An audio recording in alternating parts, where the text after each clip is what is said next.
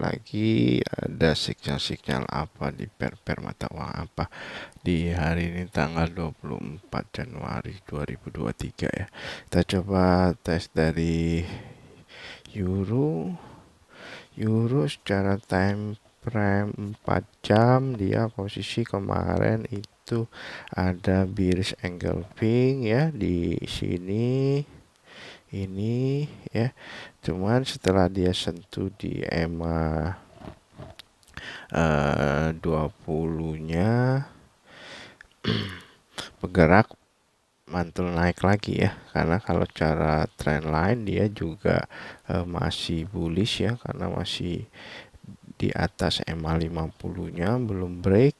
Dan secara stochastic juga kalau dilihat ini kemungkinan dia akan ada koreksi, tapi dia akan naik dulu kemungkinan sampai di area Fibo 50 dan 61-nya ya. Coba kita cek di sini kemungkinan dia ke mana. Nah, jadi dia kemungkinan kalau dia naik juga dia akan coba retest di area 1.0890 ya.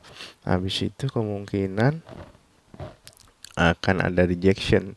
Nah, jadi teman-teman perhatikan di area Fibo 50 dan Fibo 61-nya ini ya, di 1.0900.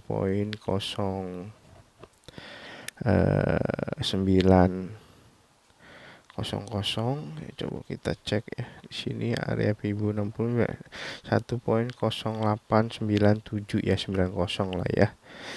Dari Fibo 50-nya berapa, coba kita gedein dulu. Fibo 50-nya itu di area 1.0884-an ya, 884 sampai dengan 89 ya, 89 di sini nih. Nih 8940-an.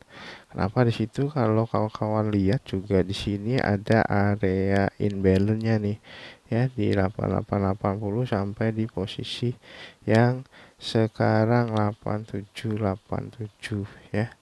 Jadi ada kemungkinan kalau dia up naik sampai di area Fibo 50 dan 61-nya 1.0890-an.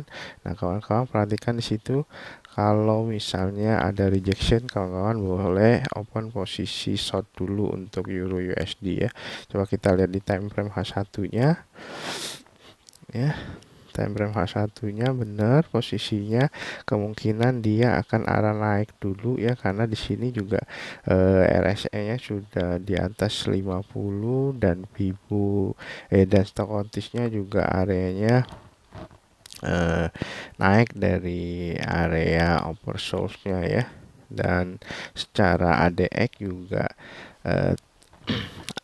ADX positifnya udah di atas angka 25, jadi ada kemungkinan dia naik dulu untuk Euro USD.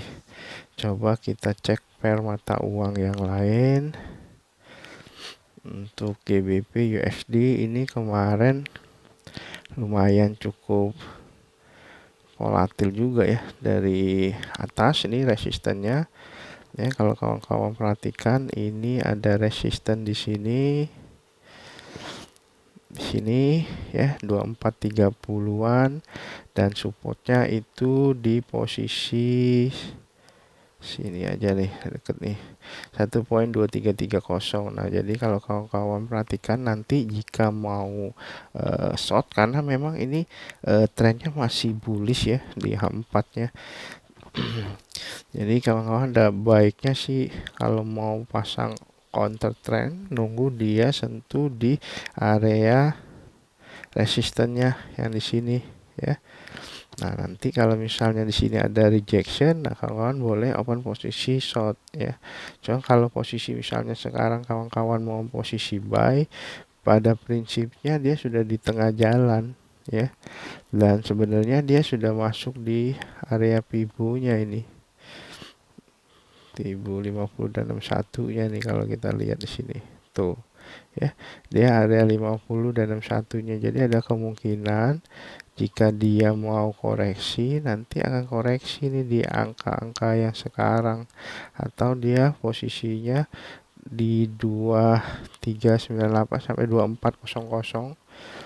Kalau di situ breakout dia masih akan terus lanjut ke 2433. Cuma kalau 1.2400 ada rejection, ada kemungkinan bentuknya akan seperti ini nanti. Pas dia ini kan di sini habis itu dia turun lagi. Turunnya kemana? Ke sini kemungkinan.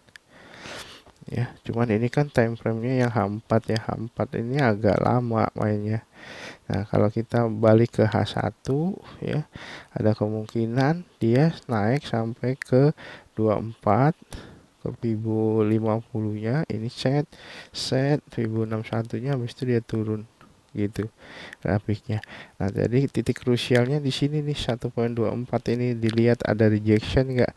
Kalau misalnya tidak ada rejection, dia akan naik terus tuh.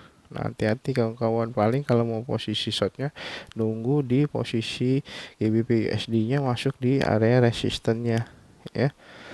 Oke, kita lihat mata uang yang lain, USDPY kita lihat time frame yang agak panjangnya.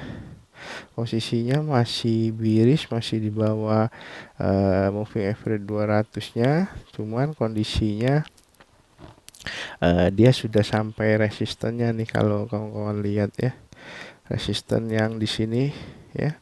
Nah, sudah, jadi ada kemungkinan dia akan koreksi dulu. Koreksinya kemana? Koreksinya kalau kita lihat, coba kita buat garis trend line-nya ya.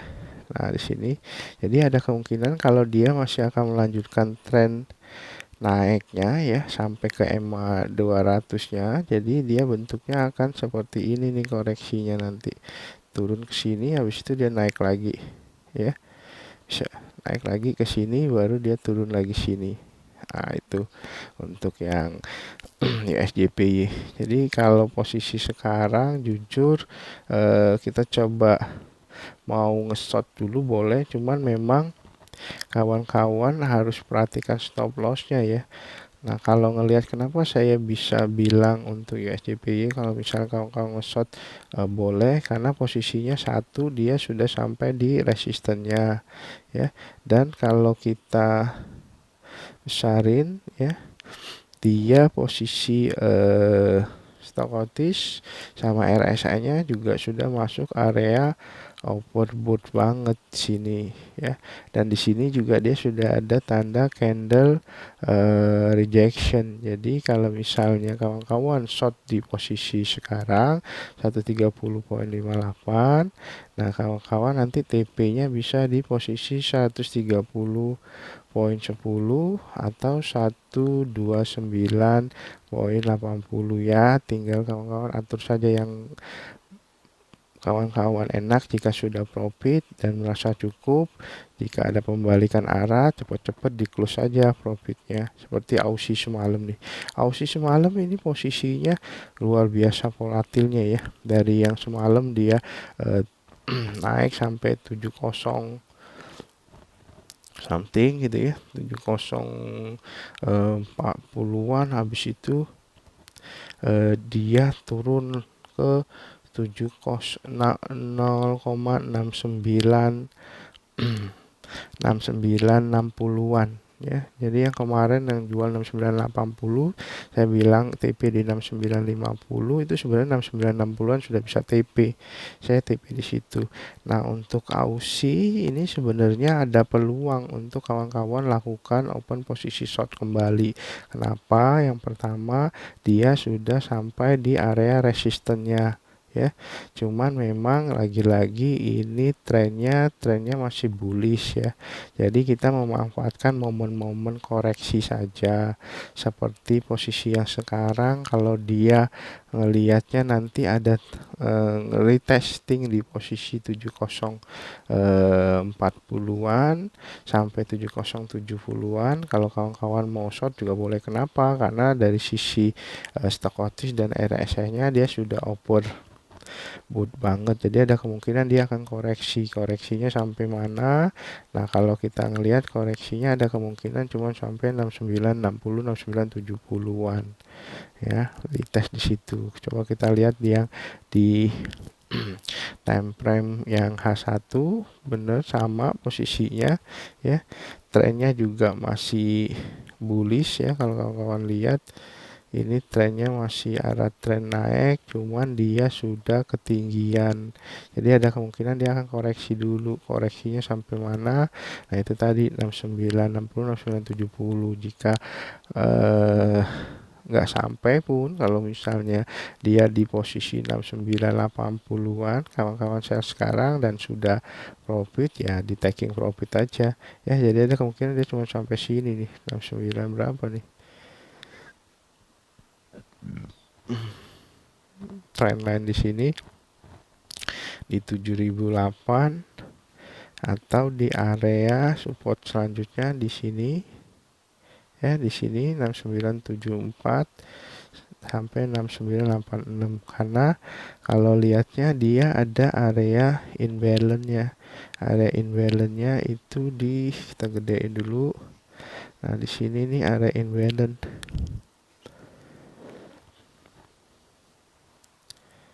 Sini area imbalance-nya nih. Ya. Nah, ini area imbalance-nya nih. Jadi ada kemungkinan dia akan nutup ke area imbalance-nya. Area imbalance yang terendah itu 6982-an. Oke. Sampai di situ dulu untuk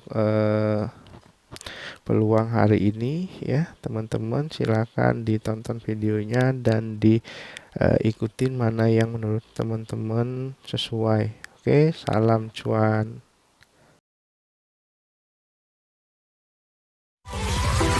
Alright.